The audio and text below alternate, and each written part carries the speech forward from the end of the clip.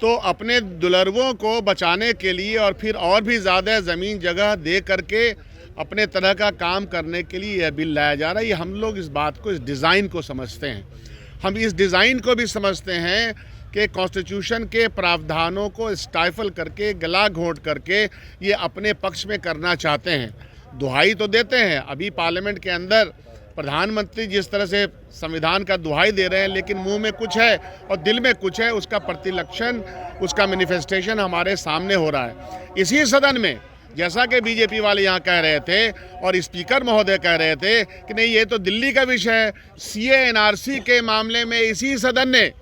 सर्वसम्मति से ये पास किया कि जिस रूप में वो बिल आया है उसको हम नहीं मानते हैं। इसी सदन में ये हुआ है, तो ऐसा तो नहीं है कि पहले ये बात हुई नहीं है। हम यही तो कह रहे हैं मुख्यमंत्री से कि आप अपना समाजवादी चरित्र, समाजवादी चेहरा, धर्मनिरपेक्षता का चेहरा अगर है तो उसको बताएं, नहीं तो फिर ये कहा जाएगा और कहेंगे भी हम लोग कि आप मुखौटा ओढ़े हुए हैं, आप किसके दबाव में ये काम कर रहे हैं। इसीलिए संविधान, और ये सिर्फ हिंदू और मुसलमान का मामला नहीं, ये तो बात सही है कि संविधान के प्रस्तावना में तमाम कम्युनिटीज़ को अपने अपने आइडेंटिटी के साथ रहने का अधिकार है, लेकिन साथ साथ चूँकि संविधान संबद्ध ये बात नहीं हो रही है तो इसका प्रतिकार तमाम वर्ग के लोग करते हैं, क्योंकि आज एक वर्ग के ऊपर है, कल दूसरे वर्ग पे होगा और पूंजीपतियों को ये सारी चीज़ें दे दी गई, पहले भी दे दी जा रही हैं, बेची जा रही हैं। इसीलिए हम इसकी पुरजोर मुखालफत करते हैं। हम लोगों ने विधानसभा में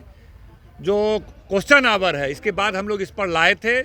और उस पर नहीं हुआ, और फिर अभी हम लोगों ने जब दूसरी पाली शुरू हुई तो तमाम महागठबंधन के लोगों ने मिलकर उस कार्य स्थगन पर मुख्यमंत्री जी की मौजूदगी में हम लोगों ने इस मुद्दे को उठाया कि भाई इस पर चर्चा हो। लगातार हम लोग चाहते हैं कि ये जो वक्फ संशोधन कानून बन रहा है, हम लोग का मानना है कि यह पूरी तरह से संपत्ति को लूटने का अभियान है। जिस तरह पहले भी आप जानते हैं कि यह मोदी सरकार जब से आई है देश की तमाम संपत्तियों को व्यापारियों, बड़े बड़े उद्योगपति के हाथ में बेच रही है, चाहे रेल हो, सेल हो, हवाई अड्डा हो, तमाम संपत्तियों को बेच रही है। अब भारतीय जनता पार्टी को यह पता चला कि भाई वक्फ संपत्ति भी बड़ी संपत्ति है, इसीलिए इनकी बुरी नज़र है। केवल उनका उद्देश्य है कि संपत्ति पर कब्जा करके बड़े बड़े उद्योगपतियों को देना। इसीलिए तमाम महागठबंधन के लोग चाहते हैं कि भाई नीतीश कुमार जी अपने आप को सेकुलर कहते हैं, अपने आप को समाजवादी कहते हैं, तो विधानसभा में वो यहाँ पर वक्तव्य दें और एक यहाँ से हम लोग प्रस्ताव बना करके भेजते कि भाई वक्फ अमेंडमेंट बिल जो आया है इसको वापस लिया जाए। इसी को लेकर आज हम लोग चर्चा करना चाहते थे, लेकिन वर्तमान जो सरकार है, एनडीए सरकार है, मुख्यमंत्री जी मौजूद रहे, इस पर कोई वक्तव्य नहीं दिया, तो हम लोगों ने बाइकाट करने का काम किया। भारत के संविधान के अनुकूल धारा 301 जो है ये इजाज़त देती है कि तमाम धर्म, संप्रदाय, समुदाय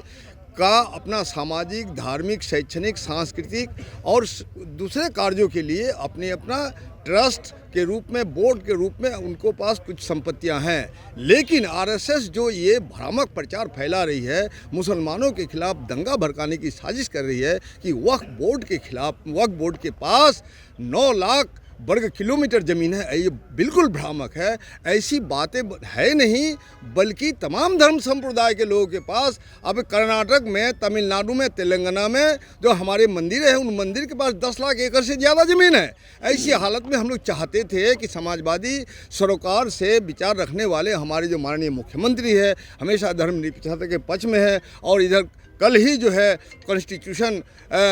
ने, सुप्रीम कोर्ट ने कॉन्स्टिट्यूशन की धारा प्रस्तावना का समाजवादी और धर्मनिरपेक्ष जो शब्द को बरकरार रखा है। ऐसी हालत में आज उनको बयान देना था, और बिहार विधानसभा का प्राधिकार है, सदन का अधिकार है बिहार की जनता की तरफ से अपना अभिमत रखने का, और पूरे देश को एक संदेश देना चाहिए था कि इस तरह से गुंडागर्दी की हरकतें बर्दाश्त भारत की जनता नहीं करेगी, बिहार तो बिल्कुल ही नहीं करेगी। और बिहार ने हमेशा रहनुमाई की है, इसलिए वक्फ संशोधन बिल अधिनियम के खिलाफ हम लोगों ने सिंपल एक प्रस्ताव रखा।